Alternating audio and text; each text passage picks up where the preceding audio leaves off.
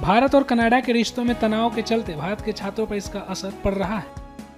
Canada की सरकार ने भारतीय छात्रों के लिए फास्ट ट्रैक स्टूडेंट वीजा कार्यक्रम को समाप्त कर दिया है, जिसके वजह से कनाडा जाकर पढ़ने वाले छात्रों को वीजा मिलने में देरी देखने को मिल रही है और छात्रों का परेशानी का सबब बन रहा है। कनाडा सरकार के इस फैसले के बारे में छात्रों ने अपनी समस्या के बारे में विस्तार से बताया।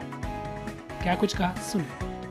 इसके दो पहलू हैं। पहली बात, जो चेंजेस आए हैं वह कहां लिखा गया कि सिर्फ भारतवर्ष के लिए है।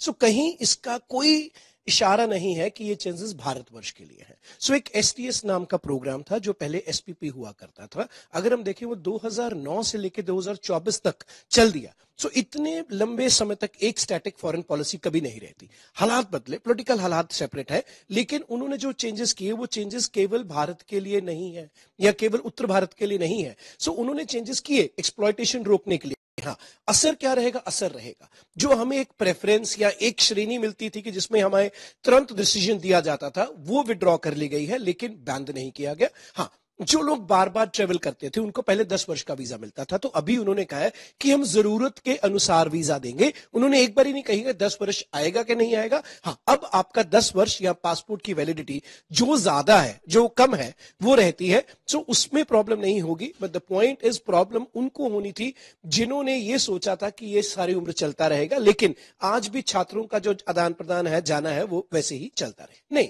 आज अगर हम भारतवर्ष की बात करें तो भारत की चाहे सरकार है, उसने जो पिछले 15-20 मिनट में 10 साल में उन्नति हुई है। भारत वर्ल्ड की सबसे ज्यादा यंग और पढ़ी लिखी पॉपुलेशन लेके बैठा है।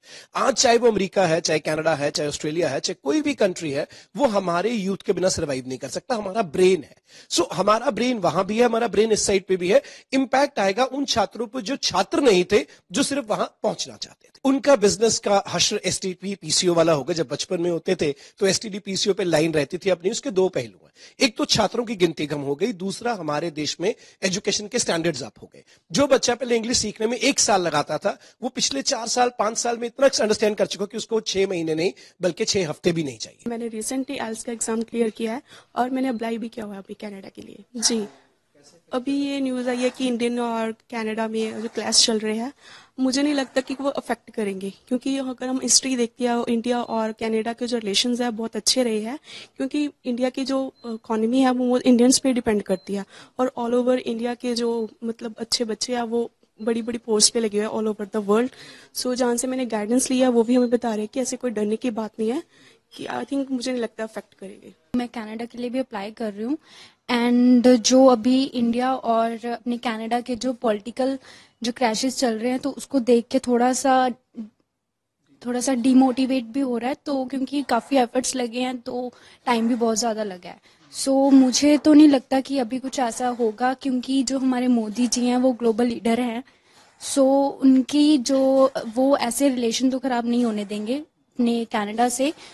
तो जो हमारी जो कनाडा की इकनॉमी है वो हमारी मतलब स्टूडेंट्स के, इंडियन स्टूडेंट्स के ऊपर चल रही है। तो आई डोंट थिंक कि ऐसा कभी होगा, क्योंकि मोदी जी ऐसा तो हमारे रिलेशन खराब नहीं होने देंगे।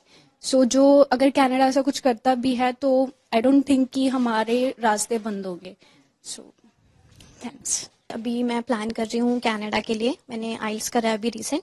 सो अभी मैं अप्लाई करना चाहती हूँ फॉर कनाडा। फॉर श्योर, मतलब जब हम प्लान कर रहे हैं अपनी कंट्री छोड़ के किसी और कंट्री जाने के लिए, तो बहुत सी चीज़ें हैं जो स्टूडेंट को अफेक्ट करती हैं। फर्स्ट ऑफ ऑल, एक अपने देश को छोड़ना इज़ अ बिग थिंग। और फिर उसके बाद जब हम देखते हैं कि ये पॉलिटिकल क्लैशेस आ रहे हैं, लाइक कंट्रीज़ की गवर्नमेंट गिर रही है या फिर हमारे क्लैशेस आ रहे हैं किसी कंट्री के साथ, तो वो बहुत ज़्यादा अफेक्ट करता है कि हमारे रिलेशंस ख़राब हो रहे हैं किसी के साथ, या वो हमारे लिए कैसे हमें अफेक्ट करेगा, हम कंट्री छोड़ के जा रहे हैं। सो बट उसका एक लाइक हमारे मन में ट्रस्ट है दैट हमारे जो ग्लोबल लीडर्स हैं लाइक मोदी जी हैं, तो उनके रिलेशंस अच्छे हैं बाकी कंट्रीज़ के साथ या किसी भी अच्छी कंट्री के साथ। सो उससे थोड़ा होप मिलता है। बट या थोड़ा डर एंड थोड़ा लाइक ट्रस्ट इशू होता है।